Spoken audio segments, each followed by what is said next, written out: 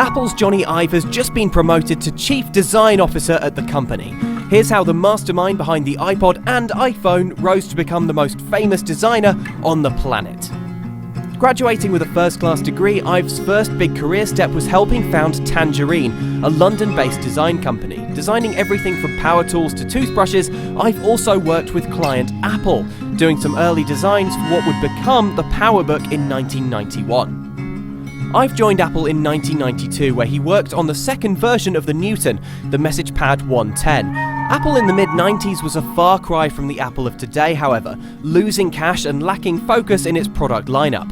Ive was planning on quitting, but the return of co-founder Steve Jobs in 1996 changed everything.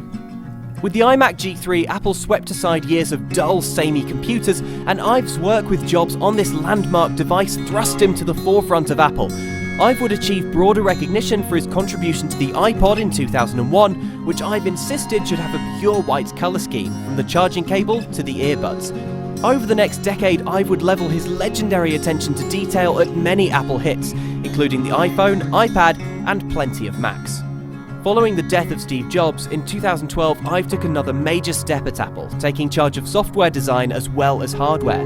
The following year, Apple's mobile gadgets got a major reworking in the form of iOS 7, a flatter, more colourful look that's since spread to the Mac. Ive's latest creation is the Apple Watch, unveiled in 2014. It remains to be seen whether this wearable gadget can have the same impact as Apple's other products, but what's certain is that Ive has become one of the company's greatest assets, and we're excited to see what he builds next.